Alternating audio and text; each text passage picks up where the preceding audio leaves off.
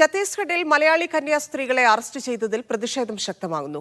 കന്യാസ്ത്രീകളെ മോചിപ്പിക്കണമെന്നാവശ്യപ്പെട്ട് Anwar Sadath MLA ഉപവാസ സമരം നടത്തി. BJPയെക്കുറിച്ച് ഇപ്പോൾ ബിഷപ്പുമാർക്ക് നല്ല ബോധ്യമുണ്ടെന്ന് പ്രതിപക്ഷ നേതാവ് VD സതീശൻ പറഞ്ഞു.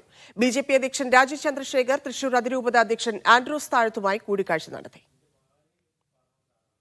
കന്യാസ്ത്രീകളെ നിരുപാധികം മോചിപ്പിക്കണമെന്നാവശ്യപ്പെട്ടാണ് ആലുവ MLA അൻവർ സാദിത്ത് ഉപവാസം ആരംഭിച്ചത്. ഗാന്ധി സ്ക്വയറിൽ നടക്കുന്ന ഉപവാസം ആലുവ അദ്വൈതാശ്രമം സെക്രട്ടറി സ്വാമി ധർമ്മചൈതന്യ ഉദ്ഘാടനം ചെയ്തു.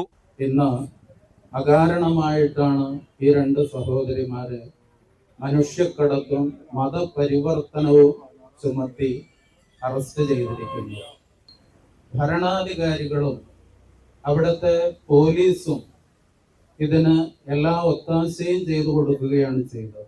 ആട്ടിൻ തോലിട്ട ചെന്നായ്ക്കളാണ് BJPക്കാരെന്നും അവരാണ് കേക്കുമായി വരുന്നതെന്നും ബിഷപ്പുമാർക്ക് ബോധ്യപ്പെട്ടതായി പ്രതിപക്ഷ നേതാവ് VD സതീശനും പറഞ്ഞു. കന്യാസ്ത്രീകന്മാർക്കോ അച്ഛന്മാർക്കോ യാത്ര ചെയ്യാൻ പറ്റാത്ത സ്ഥിതിയാണ് രാജ്യത്തുടനീളം. എന്നിട്ടാണ് ഇവിടെ വന്നിട്ട് കൈ മലത്തി കാണിക്കുക കേക്കുമായിട്ട് പോയ ആളുകൾ. വിചാരധാരയിൽ എഴുതി വെച്ചതാണ് RSS നടപ്പാക്കുന്നതെന്ന് മന്ത്രി സജി ചെറിയാൻ പറഞ്ഞു.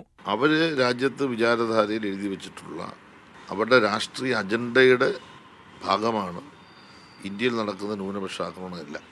തലശ്ശേരി, കണ്ണൂർ, കോട്ടയം രൂപതകൾ പ്രതിഷേധം നടത്തി.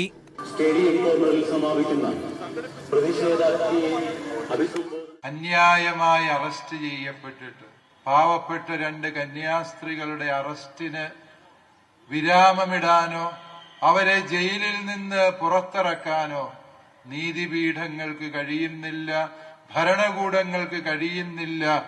BJP അധ്യക്ഷൻ രാജീവ് ചന്ദ്രശേഖർ തൃശൂർ അതിരൂപത അധ്യക്ഷൻ ആൻഡ്രൂസ് താഴത്തുമായി കൂടിക്കാഴ്ച നടത്തി. കന്യാസ്ത്രീകളെ ഉടൻ മോചിപ്പിക്കണമെന്ന് മാർ ആൻഡ്രൂസ് താഴത്ത് ആവശ്യപ്പെട്ടു. നമുക്ക് ആവശ്യമായിരിക്കുന്ന സിസ്റ്റേഴ്സിനെ എത്രയും വേഗം റിലീസ്ഡ് ആകണം. നീതിയും ഒപ്പം തന്നെ സുരക്ഷിതത്വവും ന്യൂനപക്ഷങ്ങൾക്ക് ഈ സിസ്റ്റേഴ്സിന് ഈ വേഷത്തിൽ നടക്കുന്നത് ഇതെല്ലാം ഞങ്ങൾ അവരെ ബന്ധപ്പെട്ടവരെല്ലാവരും അറിയിച്ചു. തെറ്റിദ്ധാരണയുടെ പുറത്താണ് കന്യാസ്ത്രീകൾക്കെതിരായ ഛത്തീസ്ഗഡ് പോലീസിന് നടപടിയെന്ന് രാജീവ് ചന്ദ്രശേഖർ പറഞ്ഞു. വിവിധ ബ്യൂറോകൾക്കൊപ്പം ന്യൂസ് ഡെസ്ക് മീഡിയ 1.